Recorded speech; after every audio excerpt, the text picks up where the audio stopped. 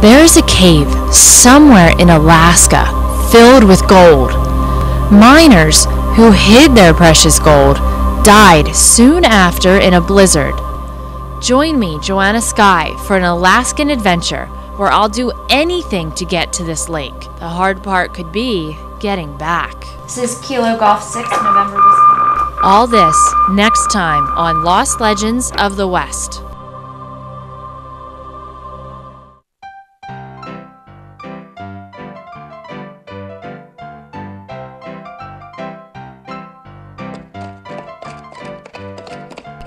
It was a nice day in Anchorage, Alaska, when 3 miners walked into town.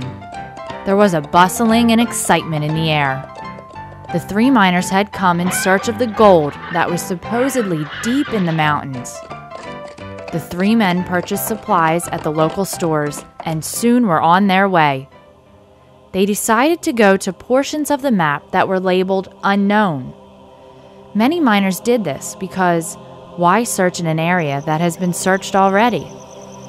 The men found a small lake and started to pan for gold.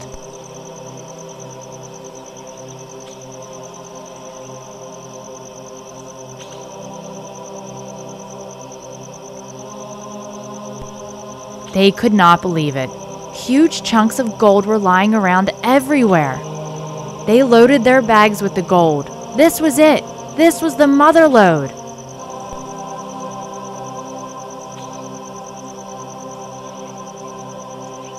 The miners talked of a life in New York with limos, or maybe London with a large flat and servants. Before New York or London, they needed to get all the gold out. They went back to Anchorage and told their story of what they called Yellow Lake. The townspeople stood in amazement at the size and quantity of the gold. They bought more supplies and headed back to the lake. Nothing could stop them now. Back at the lake, they built a small cabin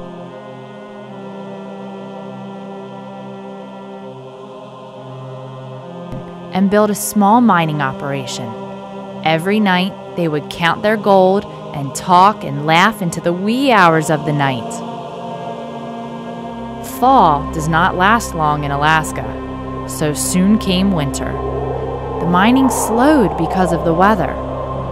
One night, a horrible storm came, and the miners sat inside their cabin. No laughing tonight as the walls swayed from side to side. How long could their cabin take this? The temperature had dropped into the -50s, and things were looking grim. One of the miners said he knew of a small cave next to the lake. A storm can blow over a cabin, but not a cave. The 3 miners left the cave just as the cabin tumbled to the ground. The wind was so intense, but the 3 miners made it to the cave with all of their gold. That night, they sat there freezing with only their gold as blankets. One by one, they faded to sleep. They never woke up the next day. Somewhere in Alaska lies the tumbled-down ruins of a cabin, a lake, and a cave full of gold. Join me, Joanna Skye, this week as I go looking for this gold near the mysterious Yellow Lake. Every legend has some truth. Every truth has some legend.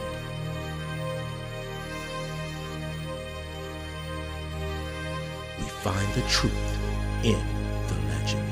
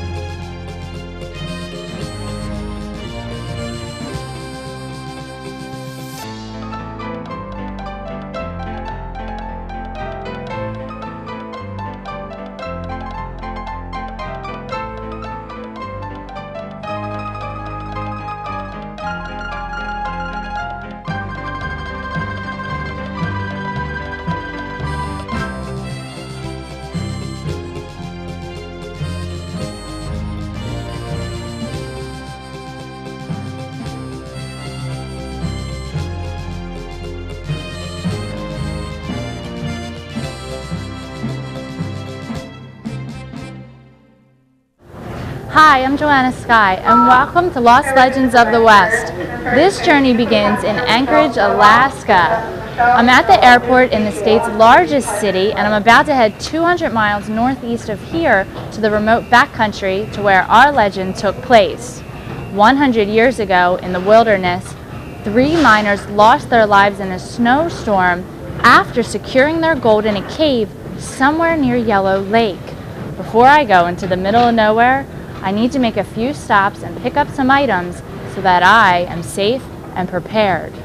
My first stop was to Jim Larson's house. Jim is vice president of the Anchorage Amateur Ham Radio Club in Alaska. A ham radio is a radio that will work anywhere in the world. This will help keep me to stay in contact with someone in case of an emergency. Ham radio encompasses so many things. It encompasses learning technology, it encompasses working satellites, it encompasses just getting on and operating for the fun of it and just chatting with people. My mother's even a ham operator, and occasionally we talk on the radio. The nice thing about it, in fact, one of the things I did 20 years ago was bounce signals off the moon. I think it's important to have an infrastructure of ham radio for emergency services. It's a community type of service thing that I believe ham radio should prepare itself to do. To operate a ham radio, you have to have a license. Your local Radio Shack can point you in the right direction for this. Before I came up to Anchorage, I passed my test and received my license. You might want to get one in case you are in an emergency someday. I would say throughout history, there have been a couple things that come to my mind that are important. I think that hams serve a wonderful function in the emergencies for tornadoes and hurricanes and 911 and Seattle earthquake. Besides from getting your license, you also might want to locate the repeaters in your area to ensure your ability to communicate with others. A repeater takes a signal. It can be off of a small handy-talkie that you're holding, and that signal goes up to a mountaintop. In fact, here in Anchorage we have several up on the mountains, and we just put one on Mount Susitna across the water. With that little signal goes up, that repeater says thank you, and then it retransmits it all over the wide area with a higher power. Would you like to try it? Oh, I have to. Just say. Although I have my license, I have never been on the airwaves yet. This is my first time, and I'm very nervous. This is just all too real. Okay. I'm so nervous. Is this the first time you've been on it? Yes, it is. The first time? My first time. Oh boy, well that make it even more fun. Key the mic button, say your call sign, testing, and release. Okay. All right.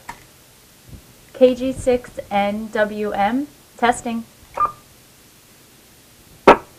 Was that so hard? Talk to me. I want somebody to talk to me now. This is KL7 Gulf Sierra. Good afternoon. KL7GS. Just say, hello, I am, and your name, and tell them where you're from and that this is your first time ever. Okay.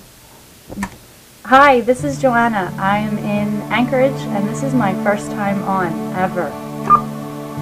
Well, welcome to the airways, Joanna. After Jim's, I went to the supermarket to stock up on supplies. The 3 miners had all that gold and no supplies. If they would have had a little food and fire, they might have lived to tell the tale.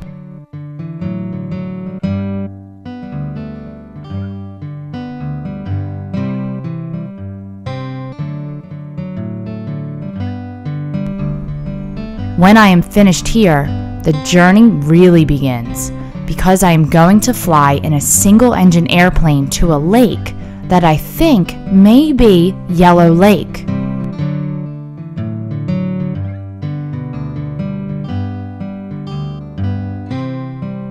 When I arrived at Alaska Air Taxi, I received some very bad news. This time of year is almost an in-between time to where maybe part of the lake is frozen and part of it's open.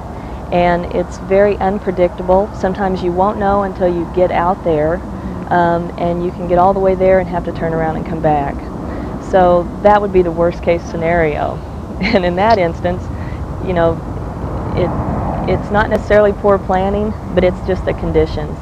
So if the lake is not acceptable to land on, or it's not going to be a safe landing, then you have to turn around and come back. But a lot of it sometimes is because half of it may be frozen.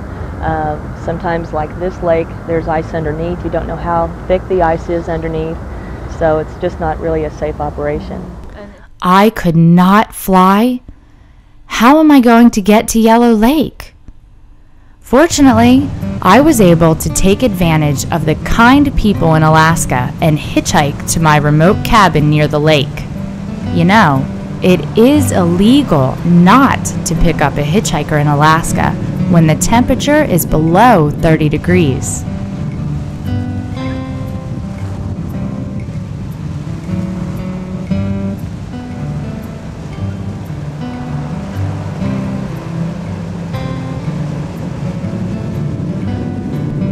After saying thanks, I was ready to unpack.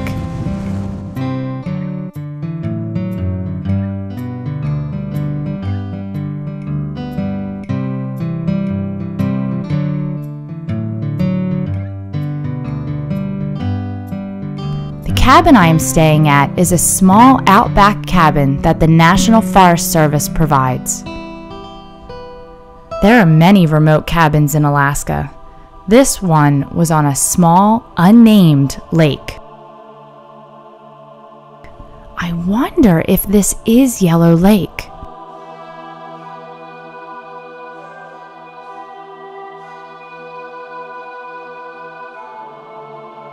Before I could even begin to investigate, the first thing I did was throw a log in the Franklin stove. This is the only source of heat I have. Then I took Jim's ham radio out of the cold. Then I threw another log on the fire. Unpacking all the food did not take too long.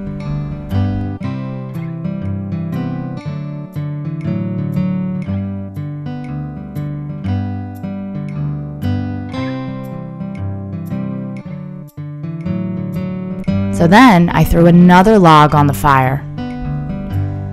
And last but not least, I just wish the crew could keep the door closed. We need to keep the heat inside, guys.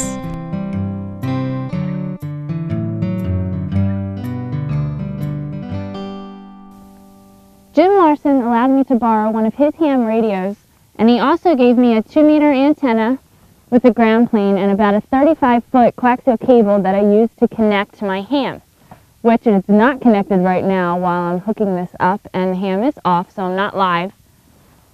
We're actually going to use line of sight and use our transmission through a repeater. Way far out, real high up on a mountaintop, is a repeater that we're going to use to transmit our signal further away. That night, it started to snow. When I come back, the search begins for the 3 miners and their gold.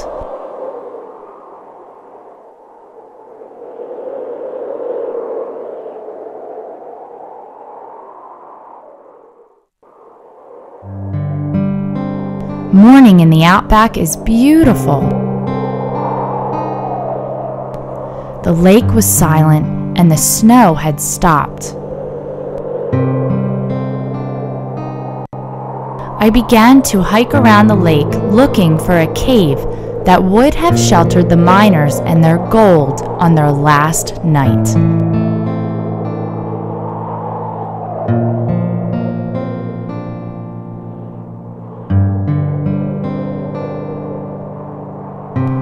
Unfortunately, the lake was too big to walk around in a day, and I need to get around faster. There are plenty of ways to travel through the snow, whether you're using a snowmobile or dog sleds or 4-wheel. But when you're traveling on foot, there's not that many ways. You can either use snowshoes, like they did in the old days, or you can simply hike, or you can use skis, which is what I'm going to use to get myself around this lake since we don't have much time I'm going to cross-country ski so that we can go faster because the sun is setting. We only have about 7.5 hours of sunlight here in Alaska during the winter time.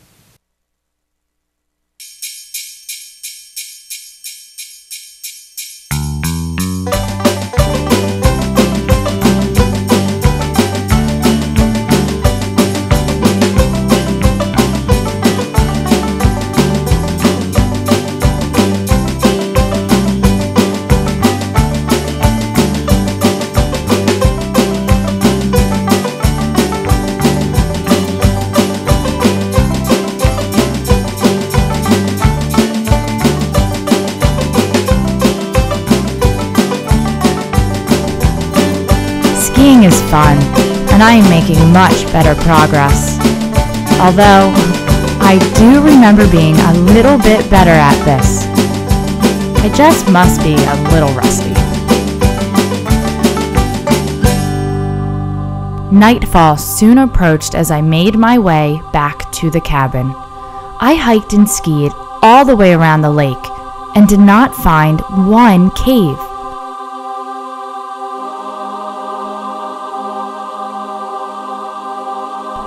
This lake is a bit eerie and it feels like the prospectors are watching me. But where is their cave? Did I miss it? Or is it not here at all?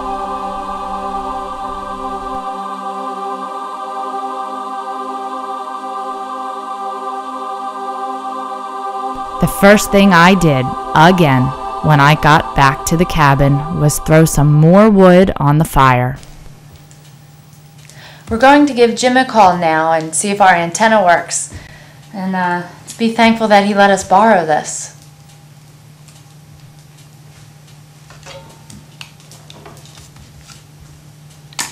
This is Kilo Golf 6, November Whiskey Mike calling Alpha Lima 7, Foxtrot Sierra.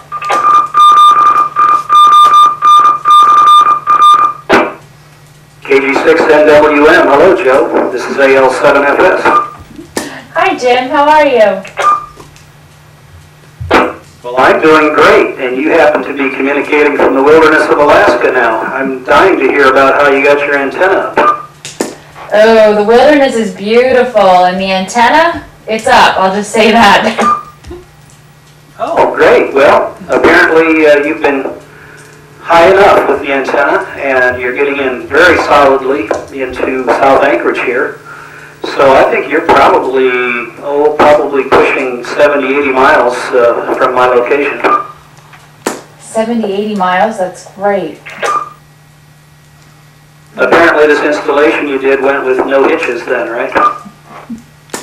Just a few. I actually had to hike up over the railing and then climb up the pole and then position myself in the rafters while I wedged part of the ground plane into a hole in the roof and then use gaff tape to make it stay. And it actually took a good 10-20 minutes for me to get down. A true wilderness experience. Only the best in Alaska. Okay. Well, if there's nothing else for me, that's all I have from here. I'm certainly going to be listening for a little bit longer. I'm going over to a friend's house tonight, and believe it or not, we have a contest to participate in where we're going to be bouncing our signals off the moon. Oh, you can bet we'll be listening for that. Well, actually, you won't hear it from here, but it's on the same band. It's just that we'll be operating a very high power with very large antennas. And starting about 30 minutes ago, the moon came up to a usable location. And so right now is the prime time to be working the Europeans by bouncing signals off the moon. Certainly is fascinating. Well, Jim, I just have to thank you so much for everything. Well, you're certainly welcome, and I have to thank you for the experience. It's been fun, it's been interesting, and I've had a good time. Same here. KG6NWM, this is AL7FS. Thanks for the contact with you from the wilderness of Alaska. And thank you. This is KG6NWM. The outback can be an unpredictable place. We've learned that airlines can be unpredictable as well. With a little preparation, though, you can be in touch with someone at any time, anywhere. As far as our miners go, they do not have the luxury of a ham radio and are lost, probably lost forever. There are 1,000 lakes in Alaska, and our legendary one could be any one of them, and in some cases, the legend does not provide enough resources to form a reliable game plan. This is one of those legends, and the gold will probably be discovered by accident rather than research. As Henry Van Dyke states, the goal of his journey may be won. He may rest, but he is never idle. 1,000 years may pass like a day in glad surprise of paradise, when work may be sweeter than play. I'm Joanna Skye, and this has been Lost Legends of the West.